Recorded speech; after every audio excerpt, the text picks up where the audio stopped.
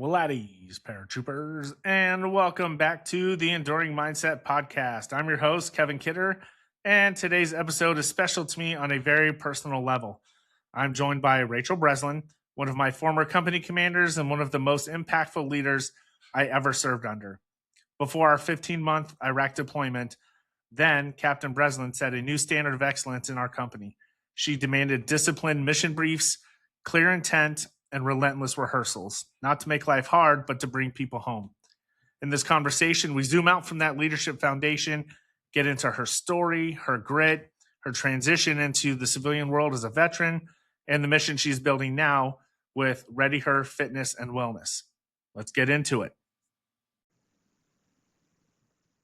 Oh, man, I am so excited for today's podcast. Today we have the very special honor and privilege of having one of my former company commanders, Rachel Breslin, on the show with us. Thank you for joining. Thank you for having me. Yeah, this is really exciting. The more I've done this, the more I find people with stories and conversations that I know will resonate and that I want to share with our audience, and you are no exception there. As per usual, I like to start off with a story, and there's so many stories. And what I found is one big lesson that you taught us. So before we went to Iraq, 15-month deployment, you are our company commander, and there was a paradigm shift in how things were run prior to you getting there and once you got there, and that standard became excellence.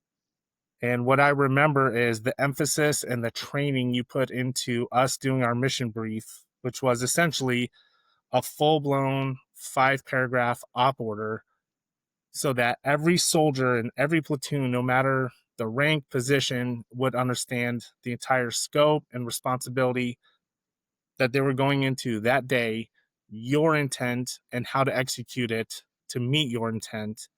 And then on top of that, the rehearsals that we did. And I had Owens on a few weeks ago, and we were talking about it. It was like, man, she was tough.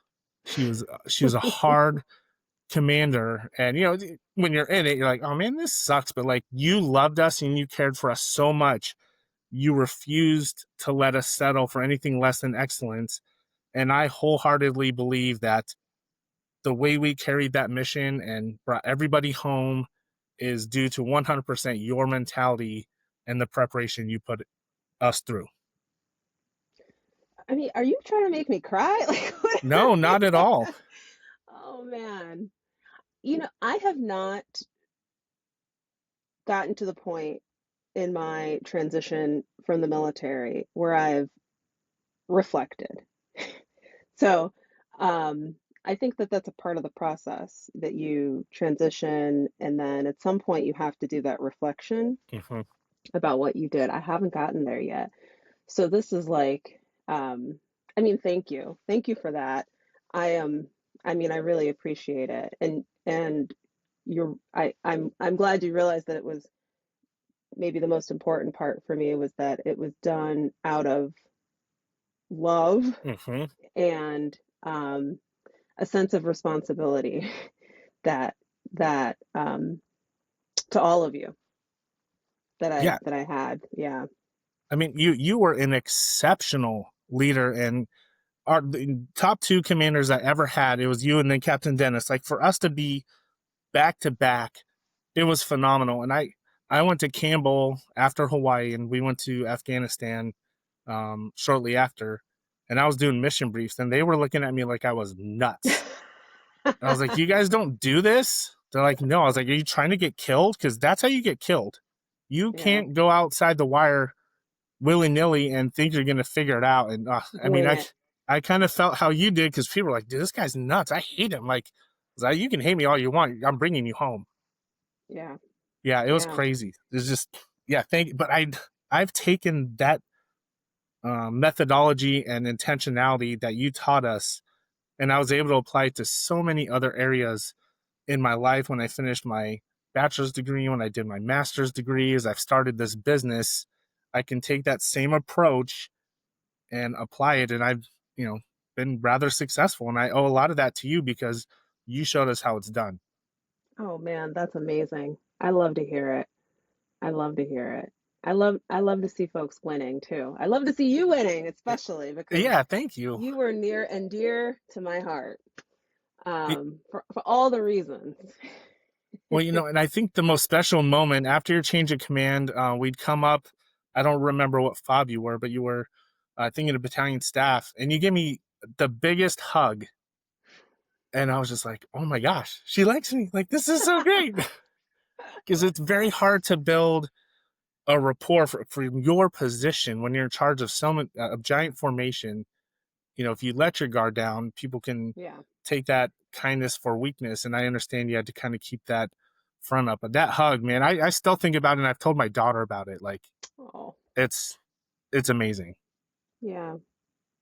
Yeah, well, I'm incredibly grateful for you, but we can keep going.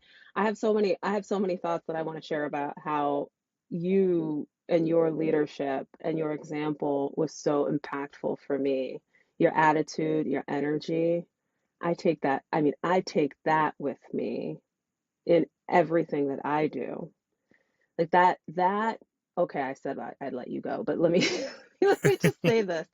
That um I don't think, and I know that I'm fortunate. I have worked with amazing NCOs Hmm. who raised me. I was raised by NCOs, which I think is the only way to be, the only way to succeed in the Army is to be raised by NCOs and to let yourself be raised by NCOs Absolutely. in what right looks like, in how to set an example, in how to have the right, and for you, it was just how to have the right attitude all the time because people are always watching. And man, I couldn't tell you if you ever found any of it annoying or didn't like it because you took the assignment and didn't just do it, you did it incredibly well and had an amazing attitude, which is the cherry on top that makes people want to follow you. And I have taken that with me everywhere, everywhere. And every kind of leadership or management position I'm in now, I'm always thinking about it's not just doing it well. It's not good enough to just do something well or to be committed to it. It's the attitude that you do it with that is what actually motivates people and inspires people. And I got that from you. Oh, So I well, appreciate you so much. thank you. Thank you very much. Um, I'm lost for words. uh, So, in this part of the program, I like to share a question on air for the first time. And the background to that is in April of this year, I was at a conference in Los Angeles, very fortunate to attend. And the first breakout session we had was held by Brett Ledbetter, who's a mental performance coach. And his breakout session was all about asking better questions. And um, it was a phenomenal breakout session. At the end, he gets to plug his new book, which is called 365 Questions to Get to Know Yourself and Your Team Better. Obviously, one for each day. So you gave me your number, and I'm going to ask you. And you're the first person so far who's only had a one-part question. So this is pretty cool. Um, if you could read a transcript of your thoughts from the last 90 days, what lesson would you learn about how you talk to yourself? Oh man. That's a good one. That's a good one. Oh my God. The last 90 days. Oh boy. Oh. So I have I guess a little bit of a mixed answer.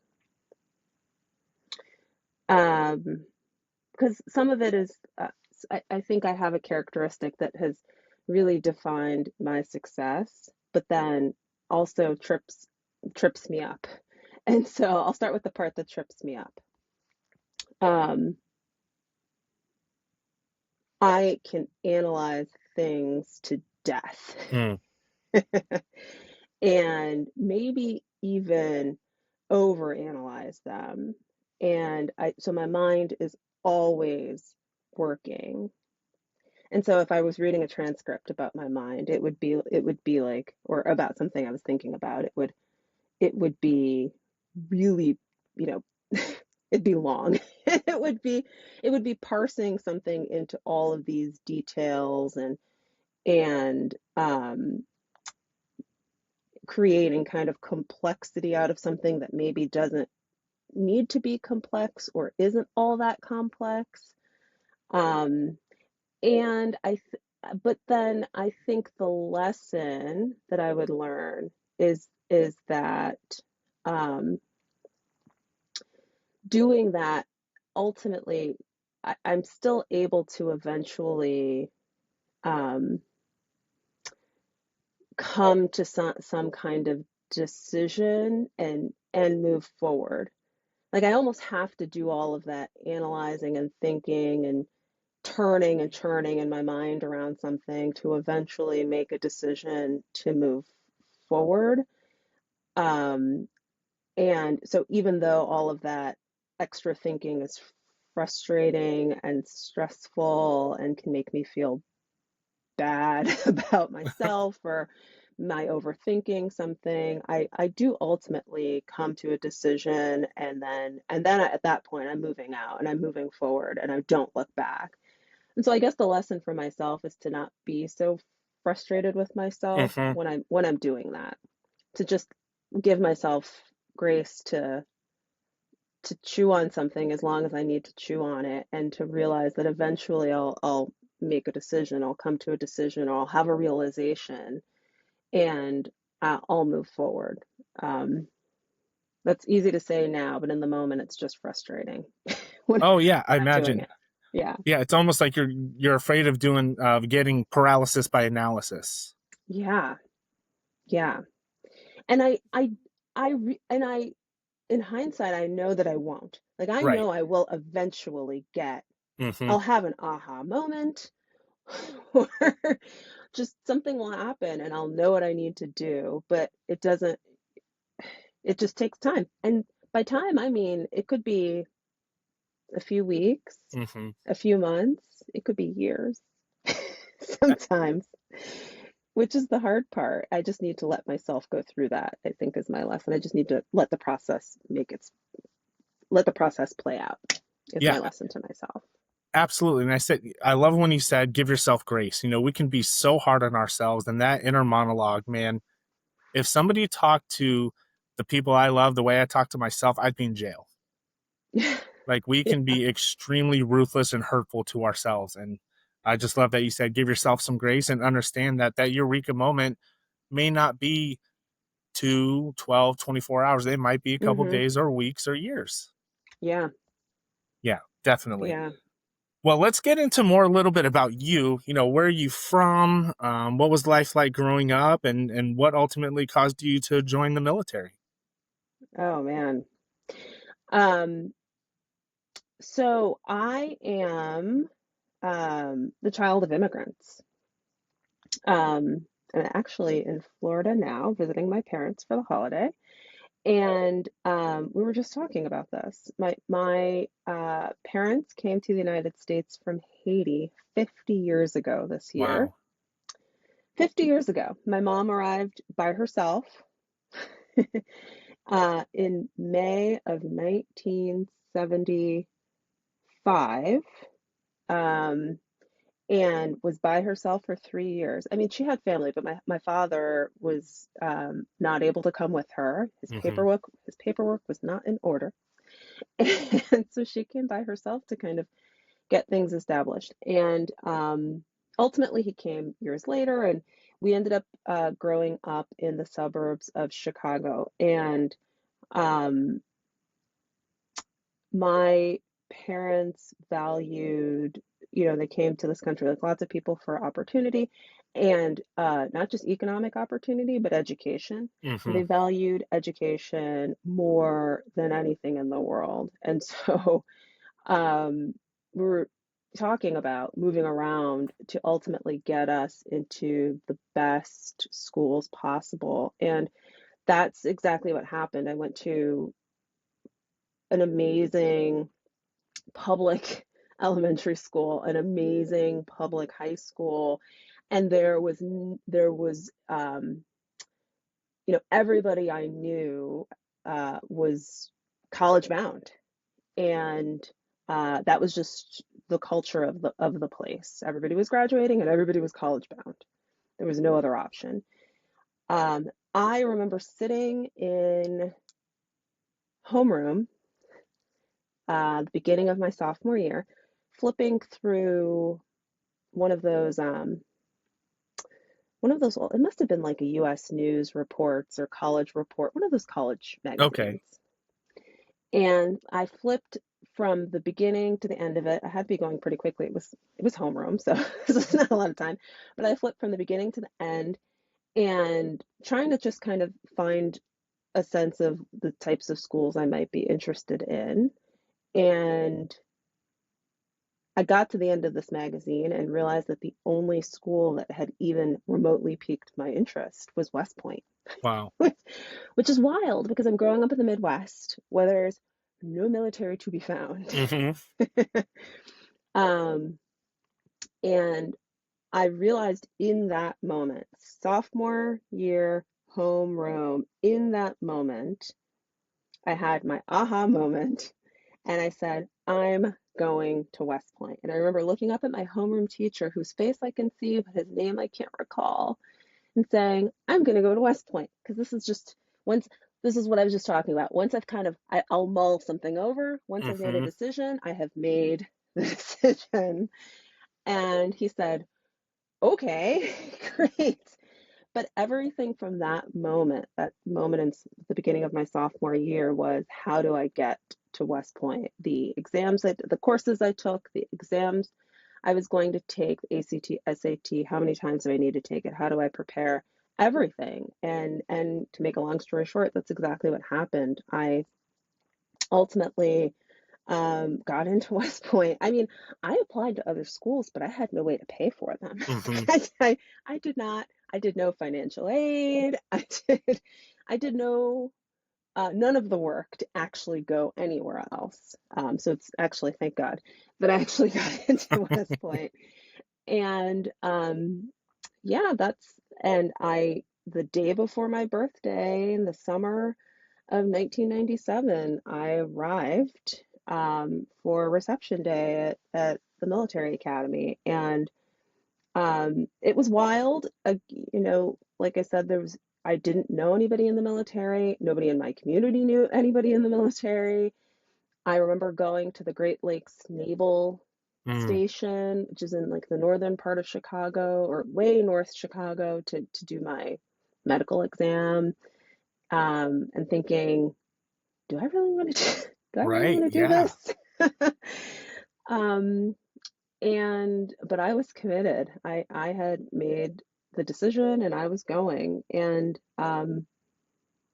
yeah, my family was very supportive. Um, like my parents were kind of like, wait, where are you going? They were not, the military was not on their agenda at all. They were not impressed by the idea of me going to West Point. It would take years. It was actually not until my graduation that they were like, oh, okay, this is something to be impressed by. They had other plans for me. My Hmm. father had really wanted me to go to Northwestern University, which is in Evanston near Chicago, and I think, wouldn't admit this today, but at the time was pretty disappointed. He's like, why, Hmm. what are you doing? um, but yeah, so that's where I ended up, and that's all she wrote. That's awesome. And listeners, like if you don't know about the US military academies, it's not like an application and an essay. You need to get congressional sponsorships, you need to be a PT stud, you need to be firing on all cylinders in every facet of your life to even be considered. And then just getting accepted is crazy. And I read and listened to a book called Grit, The Power of Passionate Perseverance by Angela Duckworth. And Mm, she did a study of the cadets at West Point, and she was trying to find, like, who is there a commonality or certain characteristics that these people have that make it through? Because you get men and women, all shapes and sizes, socioeconomic backgrounds, everything, all walks of life. And the only commonality she could find was grit, the mm, refusal to quit. And I'm not surprised at all that you graduated and you obviously demonstrate grit. But I wonder, from your vantage point now, maybe looking back, were there moments that tested and tried you and you had to dig down deep and really find inner resolve, intestinal Mm, fortitude, and grit? the whole 4 years. Yeah. I think it's really funny. People will say, and I don't actually know what answer they're looking for when they ask, what was that like? What was West Point like? I don't know what they expect you to say. I always say the truth. It was terrible. Right. It was hard. It was emotional. It was a psychological, it was as physically demanding as it was psychologically and emotionally demanding. The academy is designed to find your weakness. Hmm. Um, you can have people who go there who are amazing athletes. Some of them are recruited to go. They're amazing athletes. They better be an amazing student, Hmm. and they better be an amazing leader and follower. Because if they're not those things, they're not going to succeed. Likewise, you have these people who are the ultimate nerd of all nerds, which is a compliment to me. So, please no one be offended. But I think it's a total compliment to be a nerd. These are like the nerdiest of nerds. And maybe the physical component is what's going to be the struggle for them, or the social, right? That social component, to be a leader and a follower, there's a social piece there, right? So it is designed to find your weakness at some point over the course of the 4 years and to make you struggle, because the effort is to produce a well-rounded officer and leader. And for me, so throughout the 4 years, there was always something. I always think back to, I came from a very strong academic background, a really exceptional high school, and so I felt ready. I felt pretty ready physically. I was not like a super athlete, but I was okay. But I remember getting there, and and people who know me now will be shocked by this, but my first 2 mile PT, or my first PT test, the 2 mile run especially, was an abomination. No way. I mean, it was embarrassing. Look, 1854. What? Yeah, I know. 1854. That number is stuck in my brain, okay? It was so bad. Um, It was so bad. And I just remember thinking the whole time, I'm gonna die. Hmm. Like, doing this run, and what have I done? Um, so there was that, right? And you just work at it and you get better. That's where the grit comes in. And I can remember computer science my freshman year, taking the final exam and telling friends, guys, I'm gonna go ahead and pack up my things. I think I won't be seeing you next year, because I don't know that I passed that final exam. Um, so you have all these kind of moments where, by design, you are going to struggle, Hmm. and the point is to push through. And it's also there's also the sense of you push through with other people. So there's a saying at West Point, you cooperate to graduate, Mm. meaning you find people whose strengths are different than yours and who you can rely on to help you. And then by exchange, right, there's something that you were strong in that you can help them with. And there's this strong sense within the academy of, we're all just trying to get through. We're all struggling a little bit in some way. And so there's an expectation that you lean on people for help. Um, and so I think that's an important lesson from the academy. Yes, there's grit, but there's also, it's okay to get help from your peers. That's incredibly important, not just at the academy, but beyond the academy, Absolutely. um, and in life. It's okay to get help. In fact, you must. Yeah, it's essential. Yeah, yeah. Yeah, life is a team sport. You absolutely cannot do it on your own.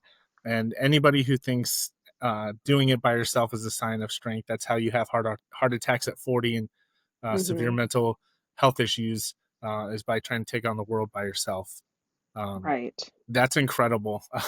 um, your 2 mile story, I love that. When I was going through the recruiting process in Washington State, I was playing baseball for a community college, and we ran the mile at least once a week, and I do like 5:30, 6:30, pretty decent. And Mm-hmm. the recruiter's like, "Oh yeah, dude, if you take this PT test and you pass it, it was like the reception standard, so it's like 20 push-ups, 20 sit-ups, and pass the 2 mile run time." I was like, "Dude, I run 6 minute mile. I can do 12 minutes." He's like, "Okay, bud." And I came in at like 17:30, so gassed because I had cruised that first mile, but I had Right. never run more than 1 mile even. And I was like, wow.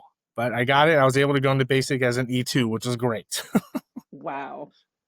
Yeah, um, it's wild. so after the academy, where did you go? What was your first duty station? And how was your leadership philosophy formed as a young officer? Mm. Yeah, I don't know why, but I was desperate to see the world. So the way your assignment process works at West Point, both your branch Mhm. and or your specialty and your assignment, um, you essentially when they're deciding what's available, well, first there's a list of what's available by MOS. And then you essentially go into a room one night, across the academy, all the seniors go into a room with people who are going to the same occupation as them. So it's military police. So all of us MPs, um, soon to be MPs, sat in a room and you sit in order of your ranking. And there's literally a list of all the installations available. And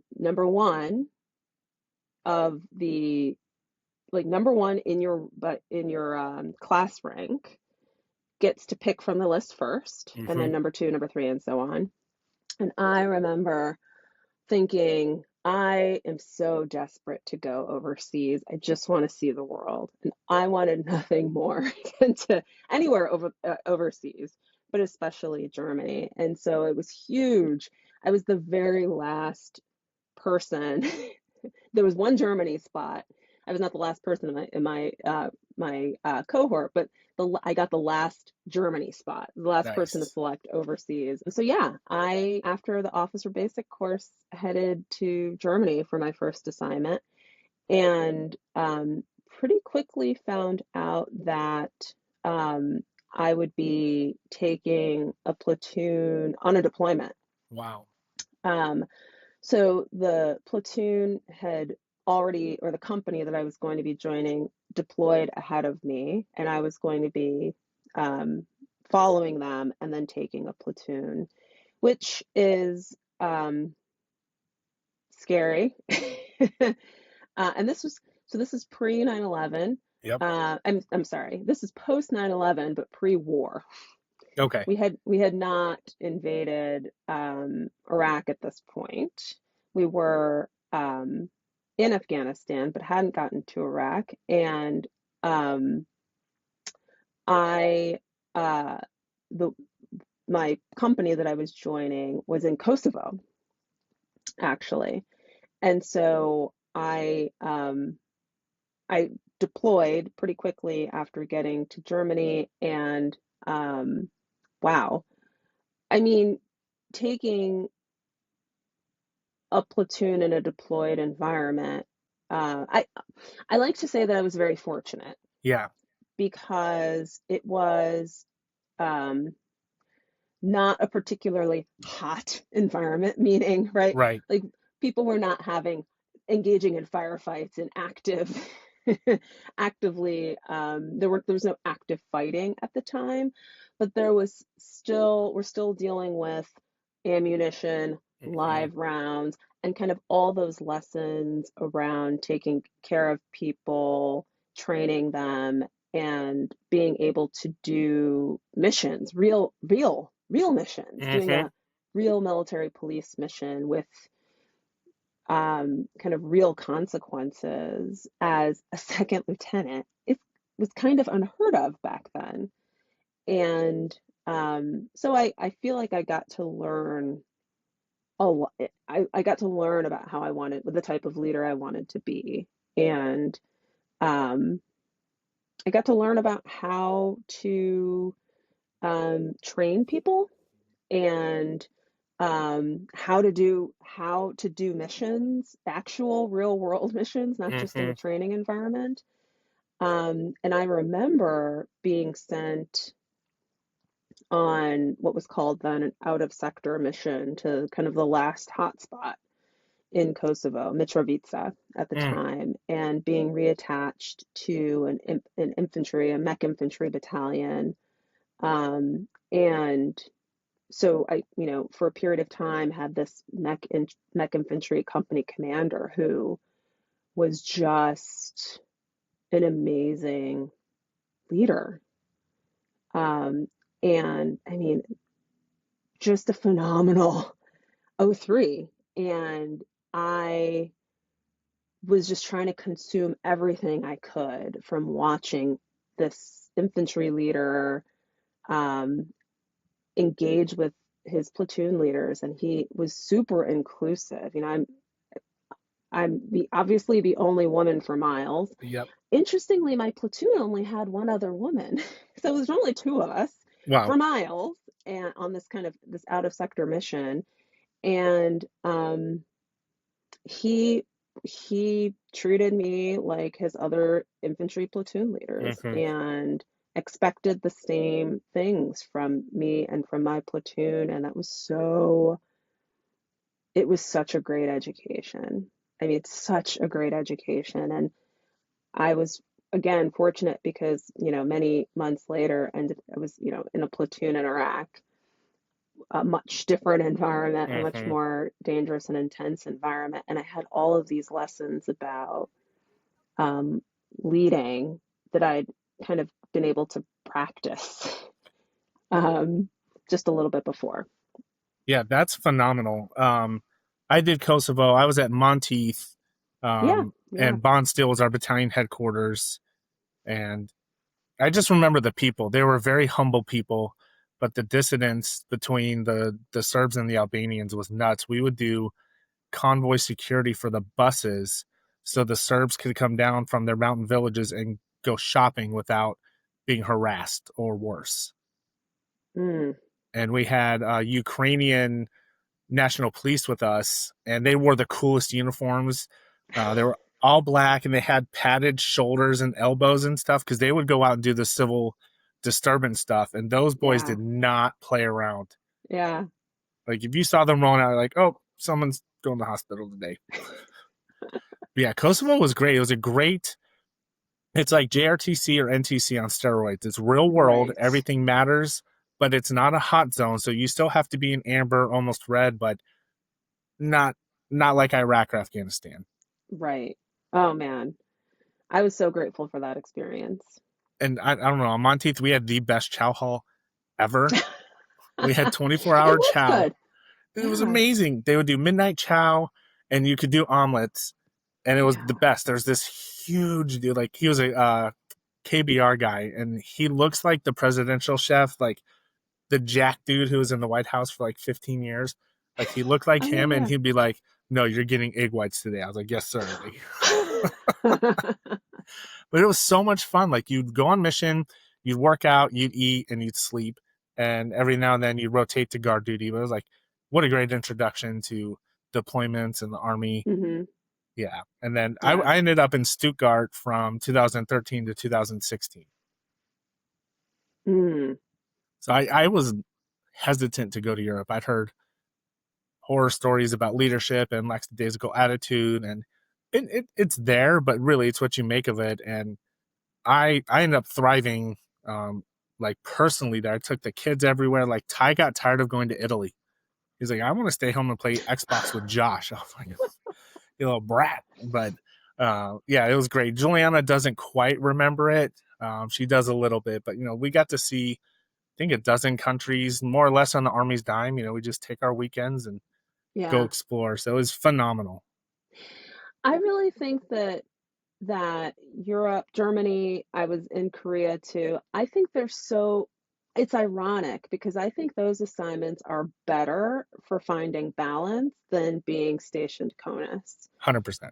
Because I think that you grind so hard when you're either deploying or training in those places that when you're not, there's just an understanding that you're just going to go see things and go out, go have adventures. And that's what you did. I feel like I was either training or deployed or adventuring. Hmm. Those were the two things. And I don't think I had a similar experience. I was rarely CONUS. I actually was only CONUS when I was in school, to be honest. Okay. So I can maybe I can't make a fair comparison, but it was just never as enjoyable as being overseas. No, I get that. I had a balance of both. When I was younger, I was stationed at Lewis, and I know I didn't make the most out of that. I would stay in my barracks room and or I go visit my mom who lived 3 hours away, and I love that. But that's the one regret. I'm like, man, I lived an hour from Mount Rainier.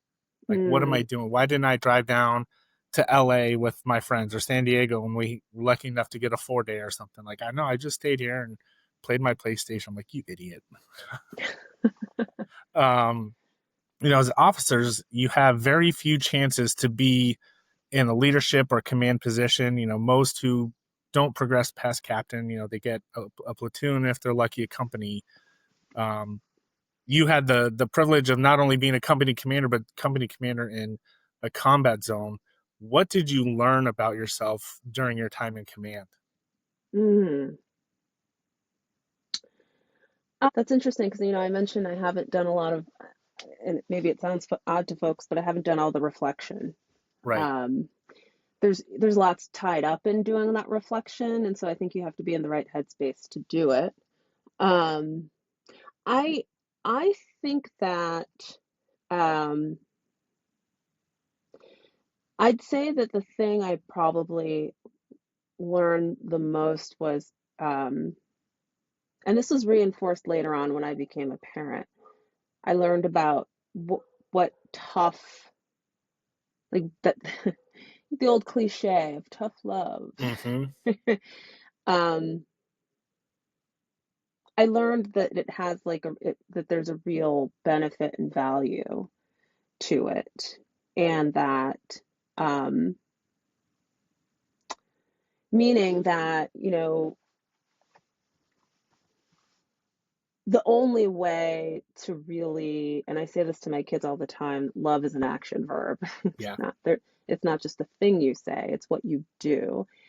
Um, and that the only way to really prepare and um, ensure that the safety of the people that I was responsible for was to be hard on them.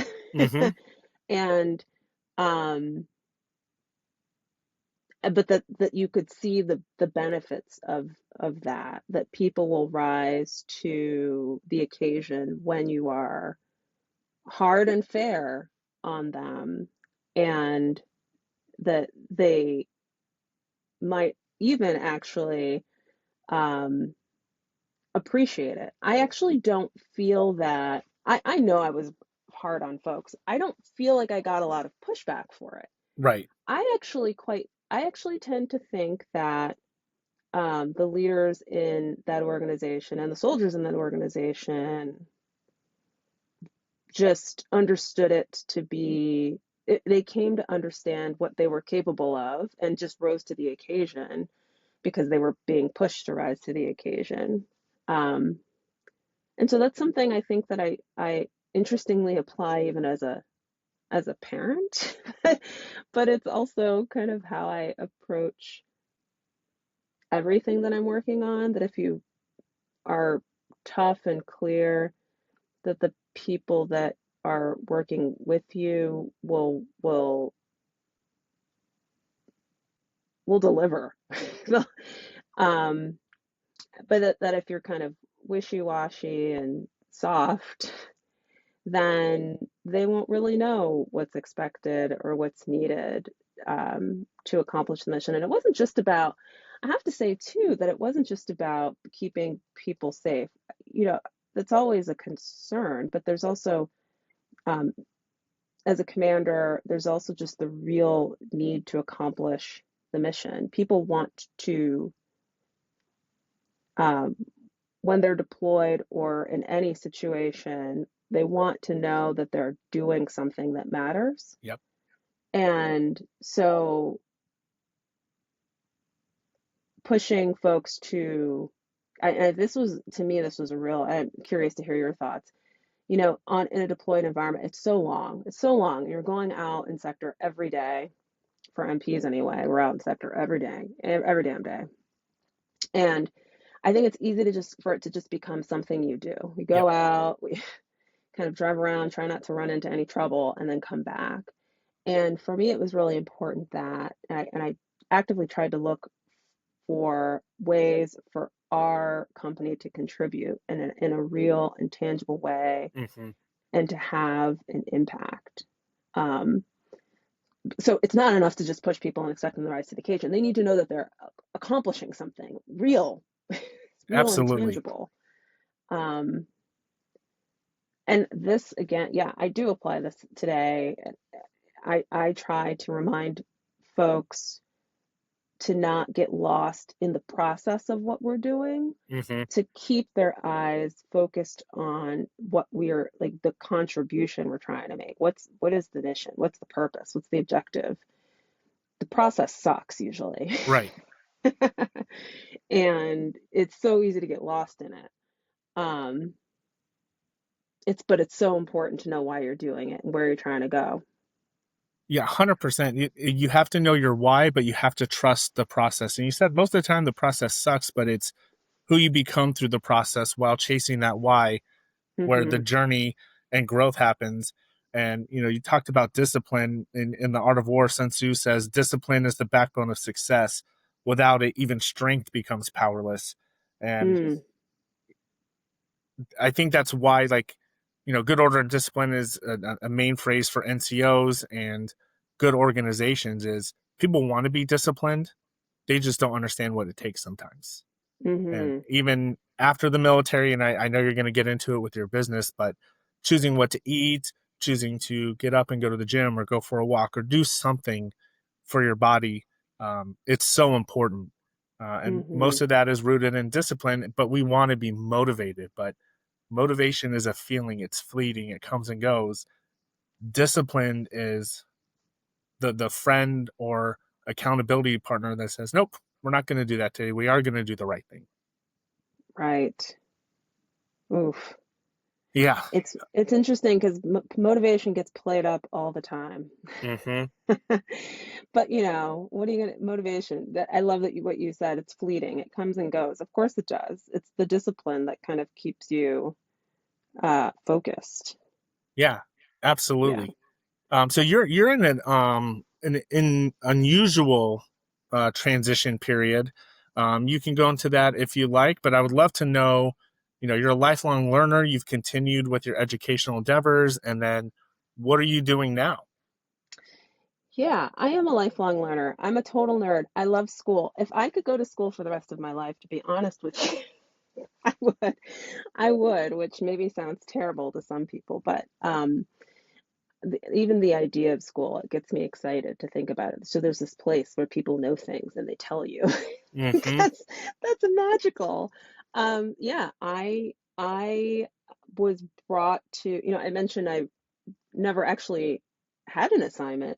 CONUS, I only ever came here for school. So I was brought to Washington to go to grad school and specifically to study policy.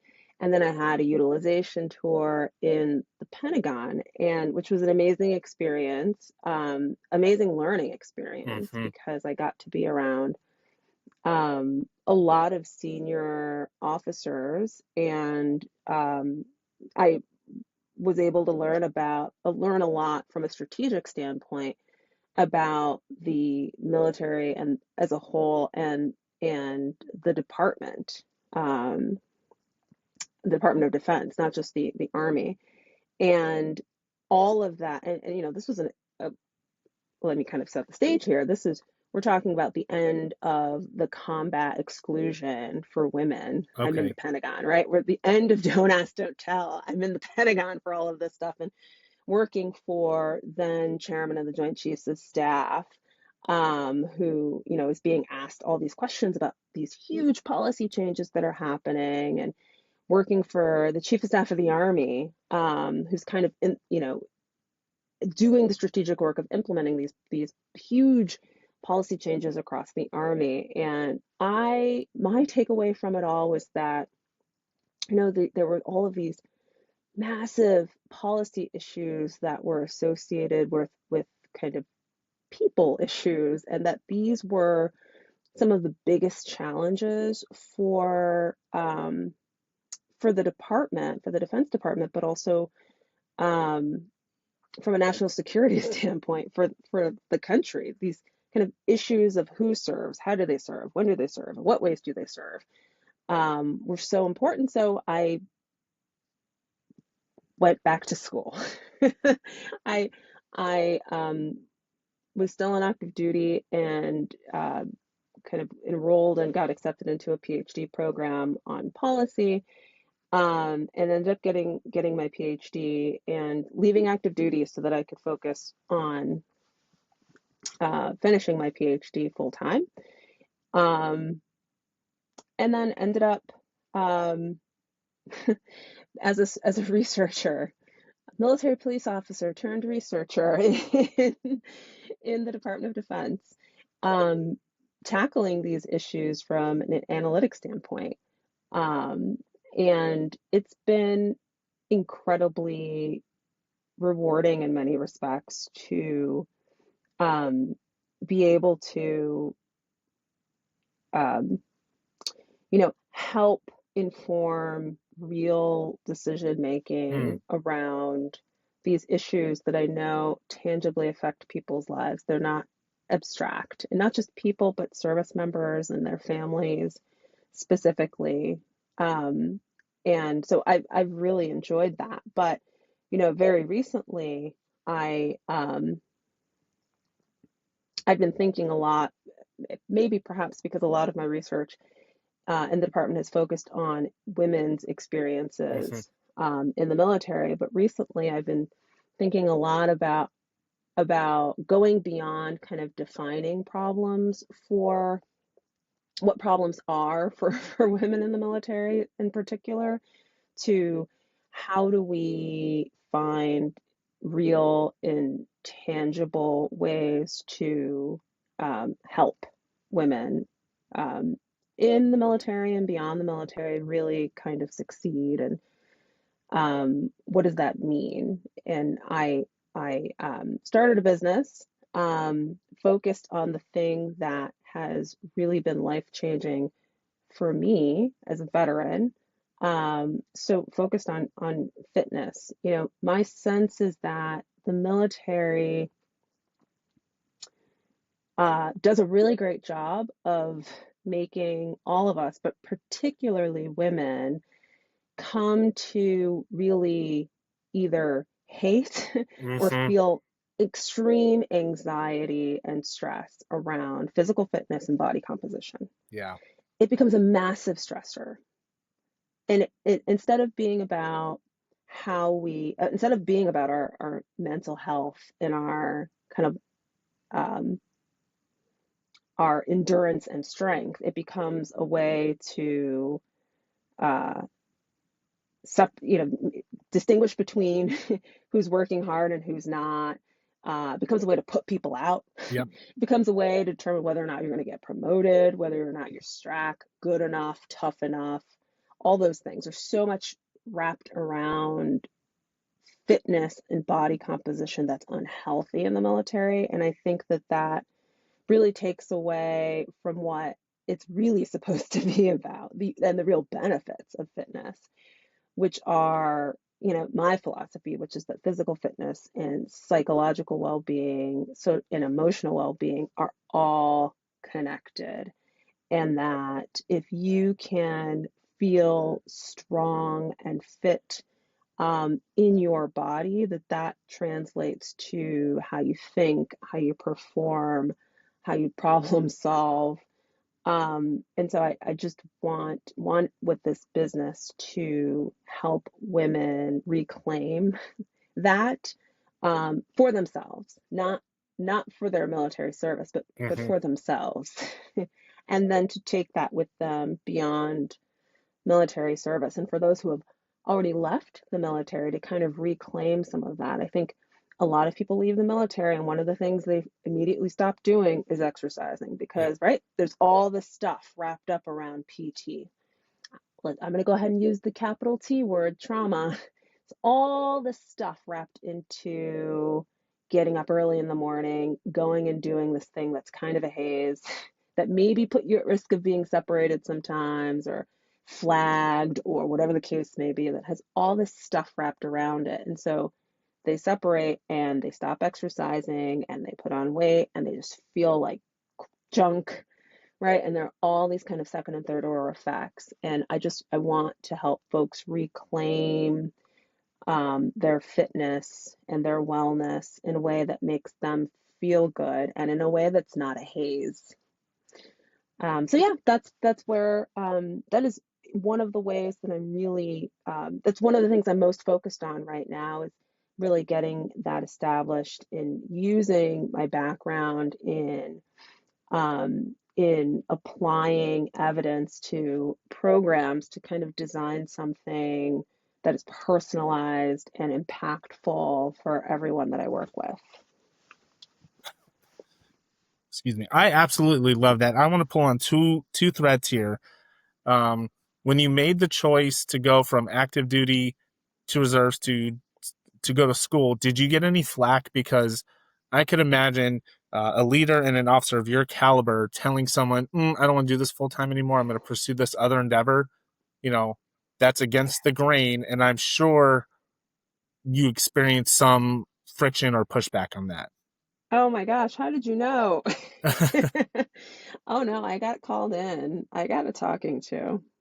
I pretty much someone, I won't call him out, but I got called in to someone's office in the Pentagon and was essentially told, what are you doing? I mean, it was exactly that. You were selected for this very, exclusive or special opportunity that brought you here for this graduate school and for these assignments that we've put you in, and now you're leaving to do what are you doing? Hmm. And I this goes back to the very beginning. I'd already analyzed it to death Hmm. and had already made up my mind.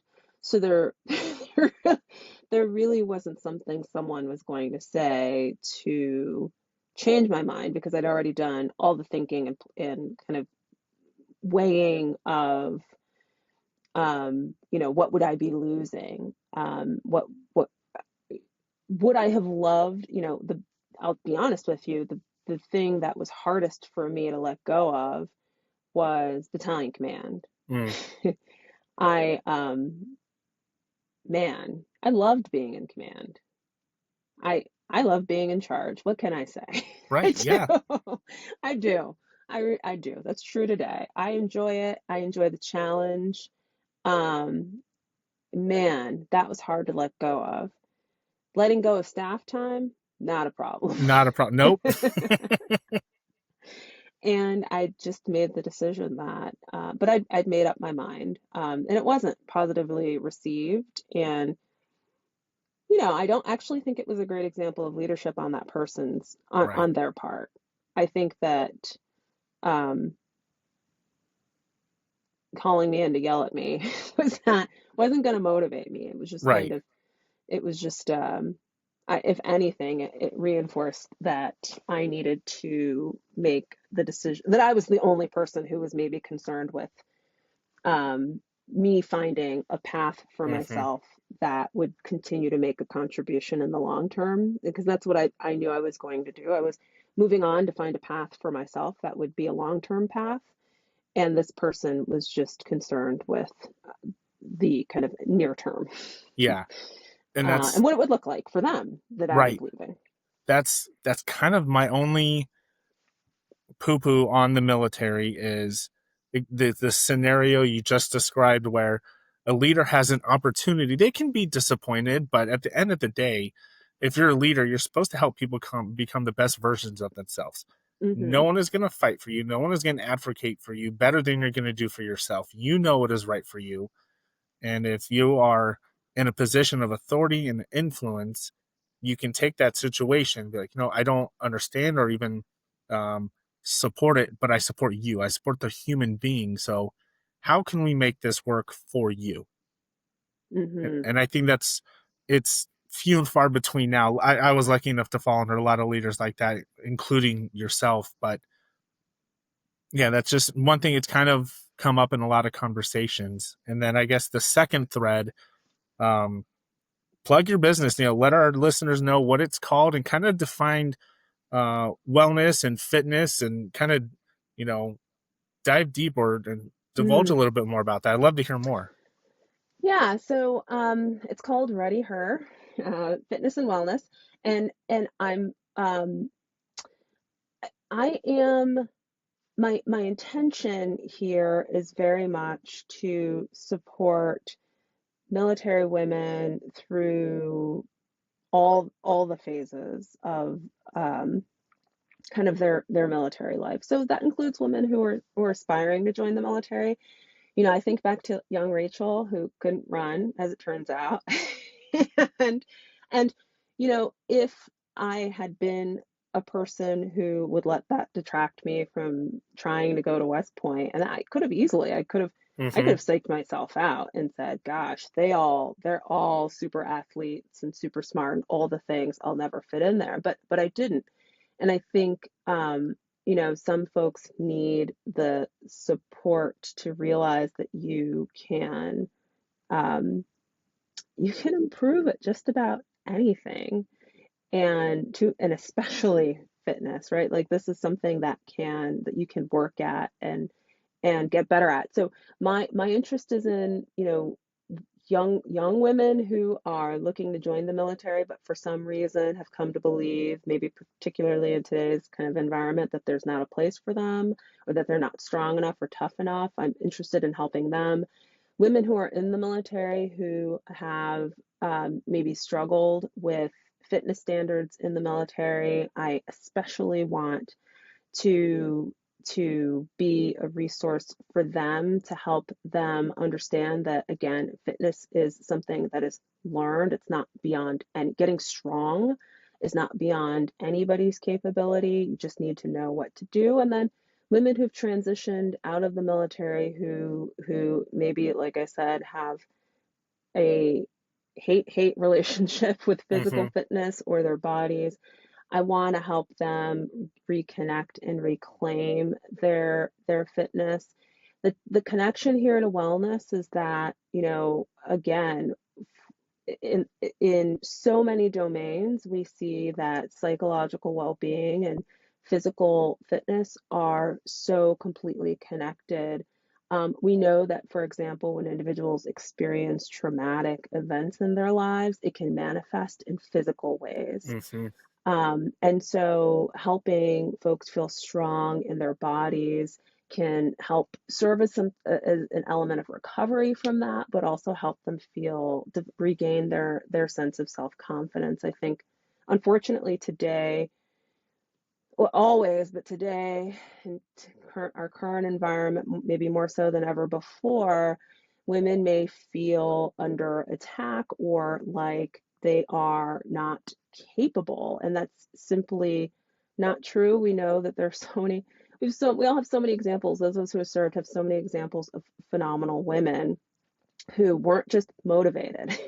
they, they were they were disciplined and worked incredibly hard, and I think that that's something that can be learned for really for anyone. So this is really the intention behind Ready Her.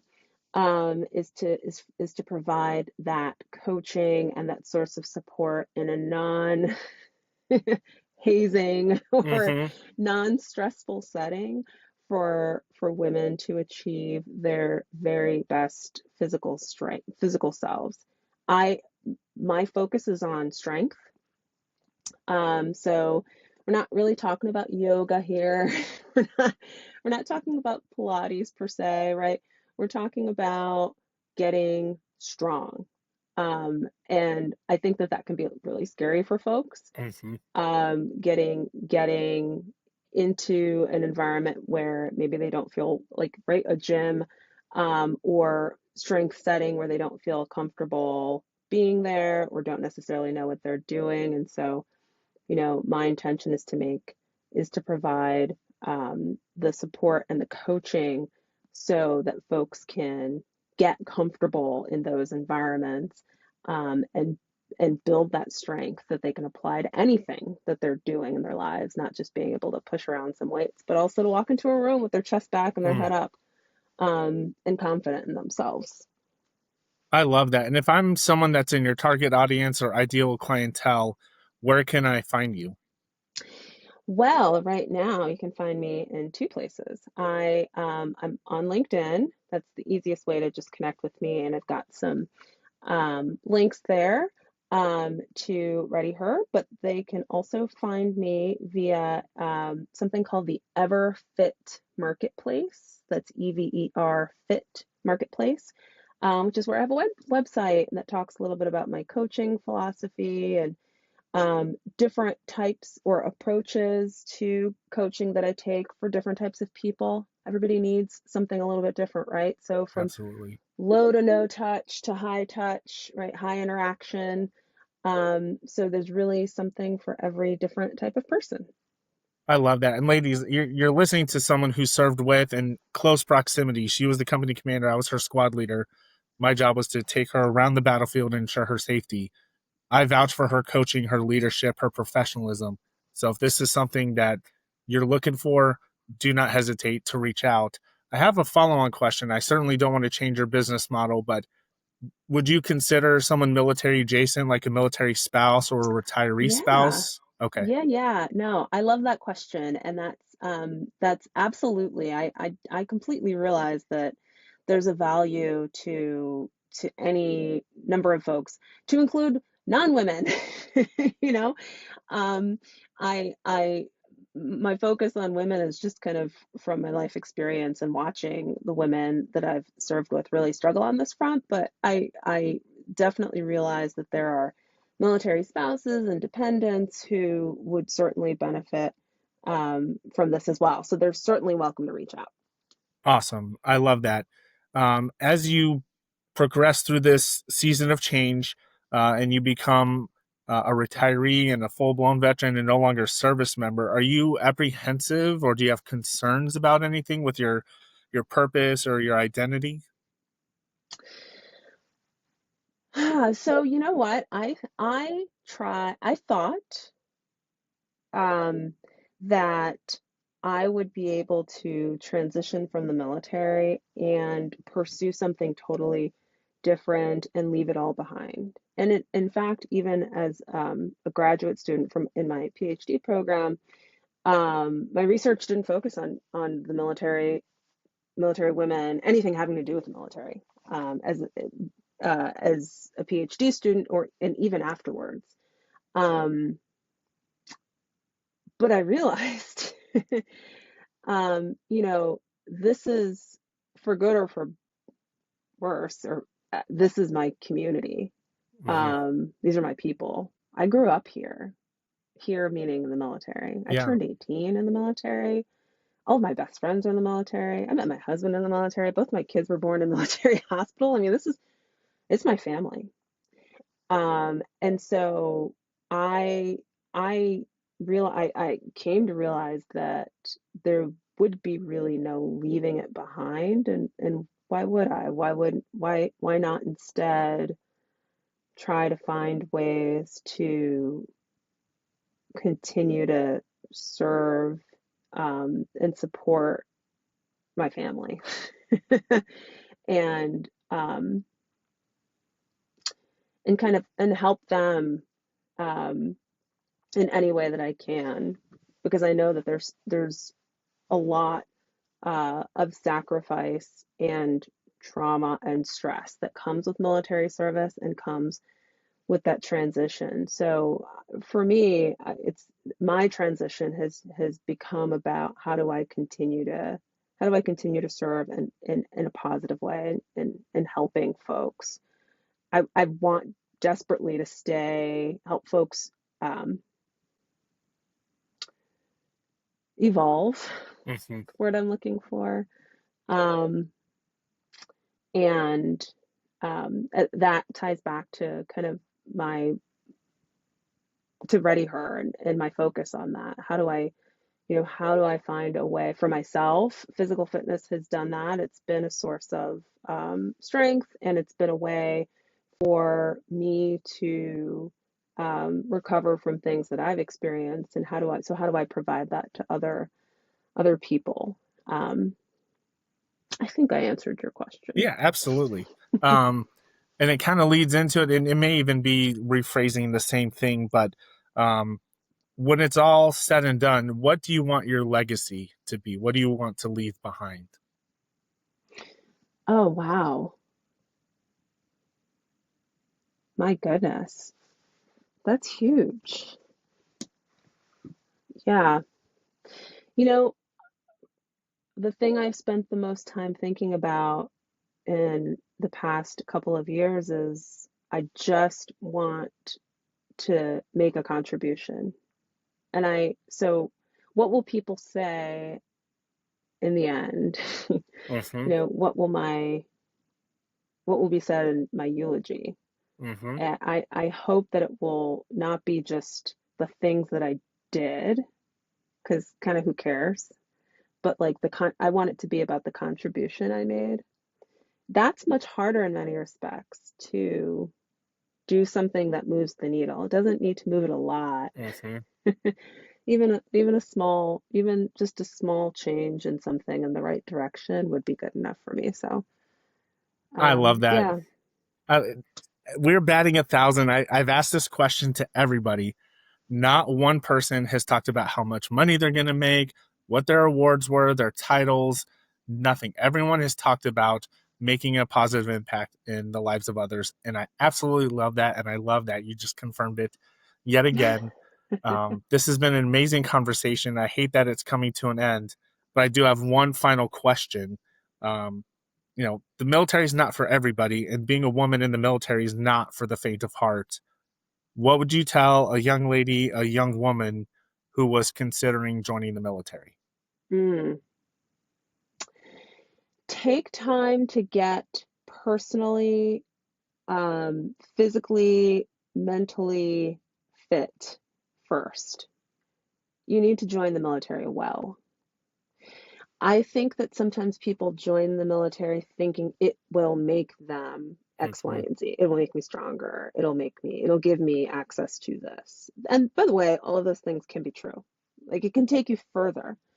But if I came across someone today who was getting ready to join, I'd say, what are you doing to get ready? Get yourself ready physically, mentally, emotionally. Get ready, get fit. So that when you get there, you feel strong and confident in your body, in your mind, in your spirituality, whatever it is. And then you only grow from there. I love that. That's such sage advice, again, from just an incredible human and a phenomenal leader. Hopefully the book's going to come out in May.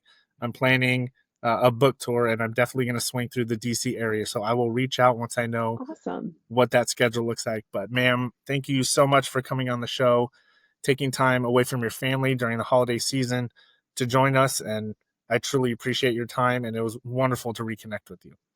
It's my pleasure, and I will hold you to it on that book tour, which I'm so incredibly excited about. I can't wait to see you, and I am so incredibly proud at everything you've accomplished. I'm not at all surprised, not at all surprised, but incredibly proud, and I can't wait to see you in person. Oh, thank you so much, ma'am. Take care. Man, I love what I do. I love getting to talk to people, influential people, and have them share their story. Rachel, thank you so much for coming on. It was incredible getting to reconnect and listen to you share just so many wonderful insights. You're the kind of leader people don't fully appreciate in the moment, but carry with them for the rest of their lives. You demanded excellence not for optics, not for ego, but because you understood what was at stake and you cared enough to do the hard thing every day. If you're listening and you've ever served under a leader who held the line, who pushed you beyond what you thought you were capable of, who refused to let the standards slip, then you understand this episode. That kind of leadership doesn't just get results, it shapes people. If you're a woman in uniform preparing to join, transition out, or supporting someone who is, pay attention to what Rachel's building with ReadyHer. This isn't performative wellness or check the box fitness. It's disciplined, intentional, and rooted in real experience. She's doing the work the right way, and that matters. Thank you for listening to the Enduring Mindset podcast. If this episode spoke to you, share it with a friend, a family member, a fellow veteran, or colleague who might need it. If you're struggling or know someone who is, please reach out and seek help. Call 988, reach out to a mentor, friend, or professional. And remember, the world is better with you in it. Don't forget to follow us along on Facebook, Instagram, X, Threads, or YouTube. You can find us at enduring_mindset_enterprise and check out the website at www.enduringmindsetenterprise.com. Until next time, onward, forward, fall out.